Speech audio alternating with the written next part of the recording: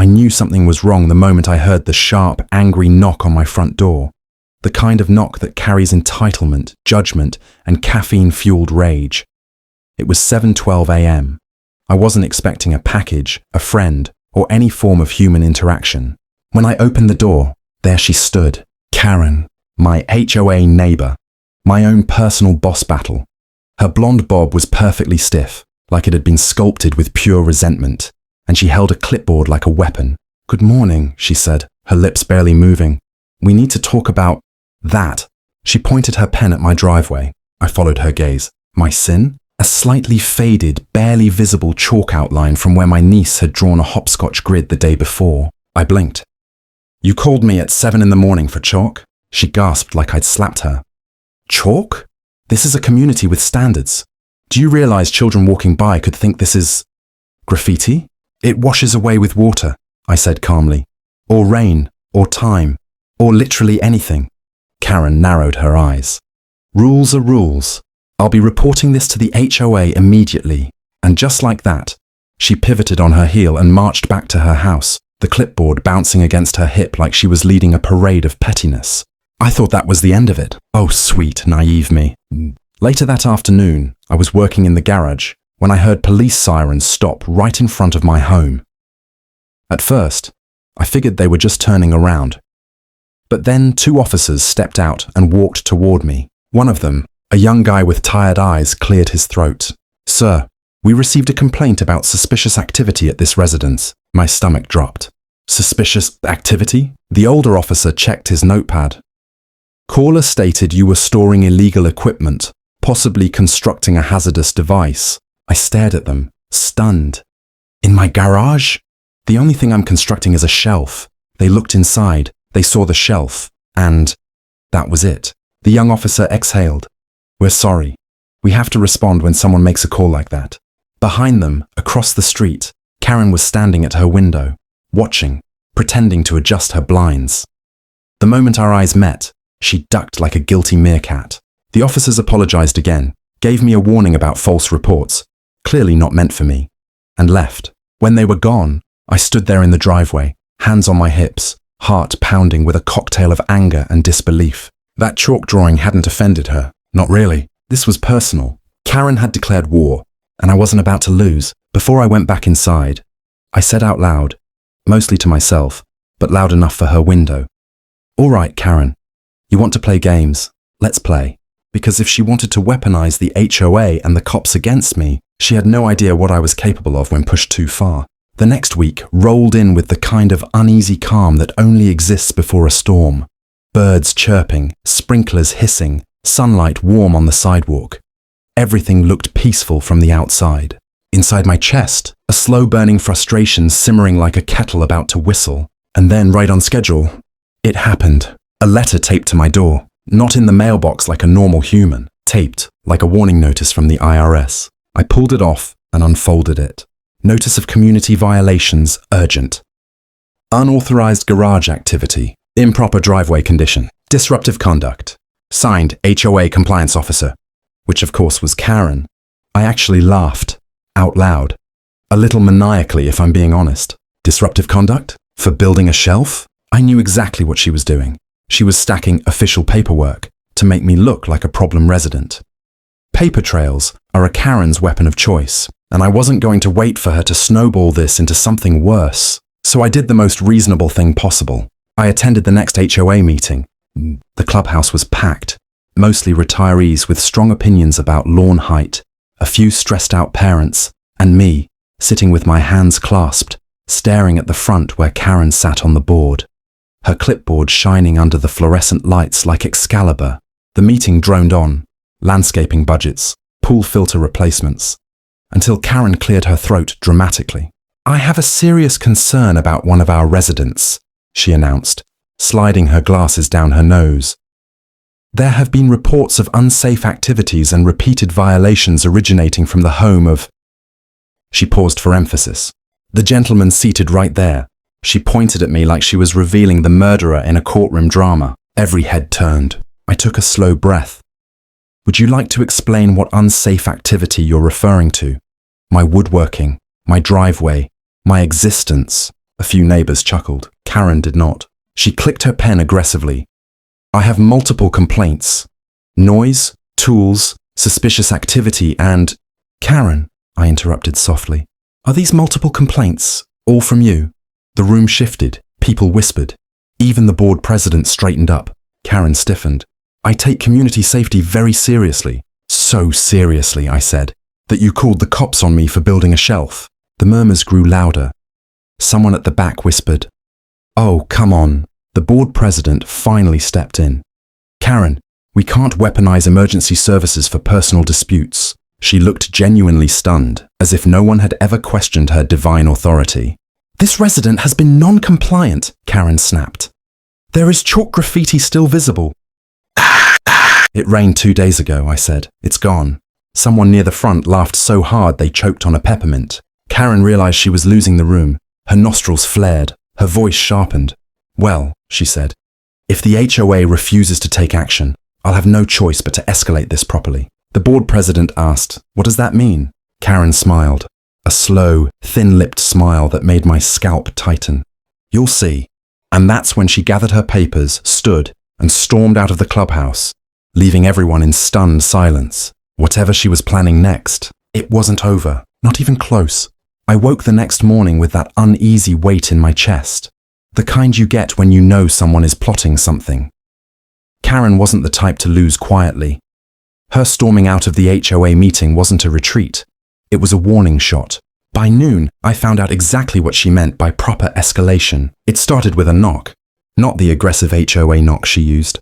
This one was slow, official, practiced. I opened the door to find a city code enforcement officer standing there, clipboard in hand, uniform neat enough to make me nervous. Afternoon, he said.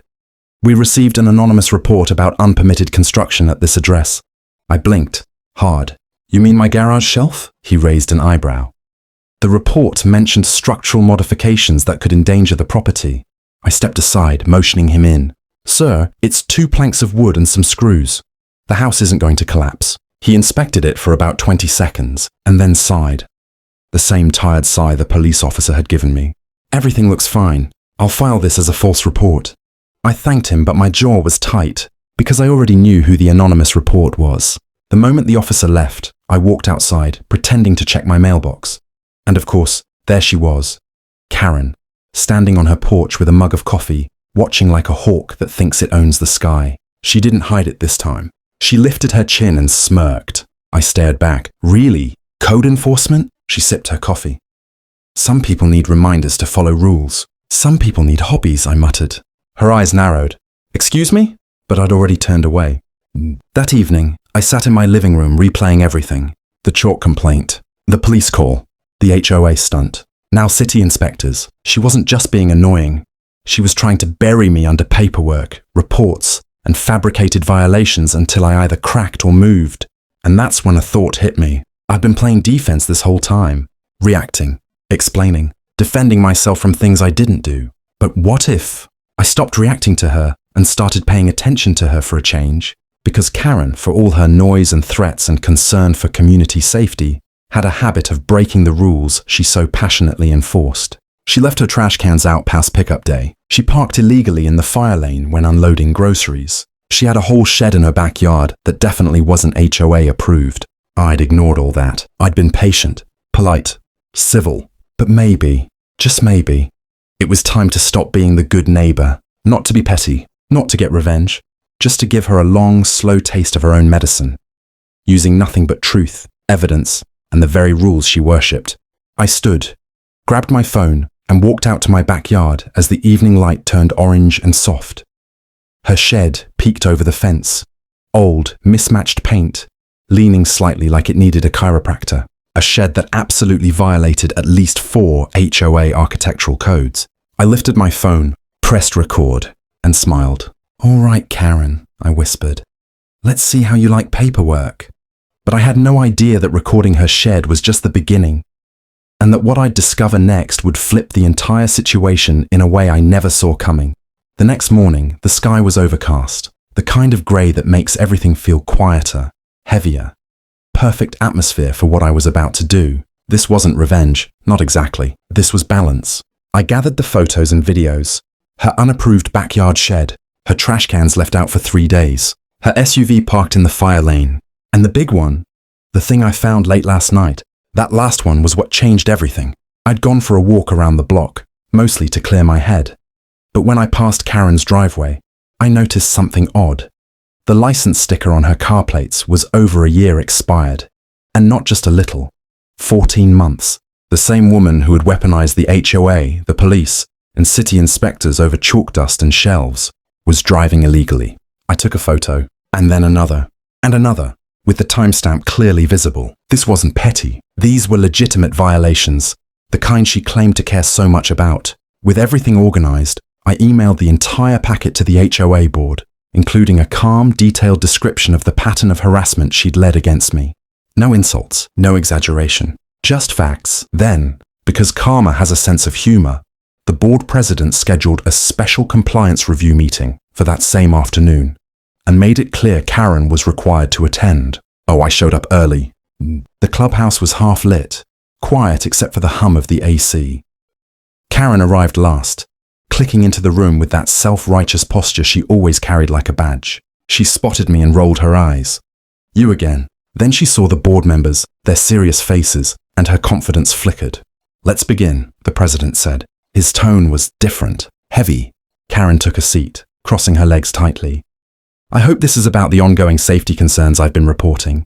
It is, he replied, but not in the way you think. He slid a printed packet toward her.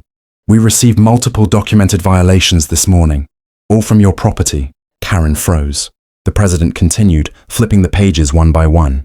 Unapproved backyard structure, improper waste container storage, fire lane obstruction, and, he paused, tapping the last page, operating a vehicle with an expired registration. Karen's mouth fell open. This is ridiculous. Someone is clearly targeting me. The president nodded. Yes, you targeted someone first. She went silent. Deep, stunned silence. The entire room felt it. That moment when her armor cracked. Another board member added, Karen, we reviewed the police report, the false code enforcement claim, and the repeated complaints you filed. This behavior is unacceptable. Her voice shook. I was protecting the community. I leaned forward just slightly, keeping my tone calm. I was building a shelf, Karen. A couple of board members exhaled sharply. The kind of exhale you make when you've been wanting to say something for a long time. The president closed the folder. Karen, the board has voted to issue you a formal citation and a probationary period. Any further harassment or false reports will result in removal from the board and potential legal action. It was over. Her power, the thing she clung to like oxygen, evaporated right in front of her. Karen's eyes glistened in a way I had never seen. She swallowed hard, stood abruptly, and hurried out of the room without another word. The door closed behind her, and for the first time in weeks, I could breathe. Later that evening, as I stood on my porch watching the sun slip behind the houses, I felt something I hadn't expected. Not triumph, not gloating, just peace. Sometimes giving someone a taste of their own medicine isn't about revenge. It's about teaching them that rules aren't weapons, and people aren't targets. Karen never filed another complaint against me. Her shed got removed within a week. Her car got updated registration, and she stopped watching me from her window. And me? I went back to my quiet life. Shelf completed, driveway chalk-free, no sirens, no meetings. Just normal, finally. Don't forget to subscribe to Karen's Edition for more dramatic HOA and real-life story videos. Hit the like button if you enjoyed the story. It really helps the channel grow. Which moment impressed you the most? Let us know in the comments below.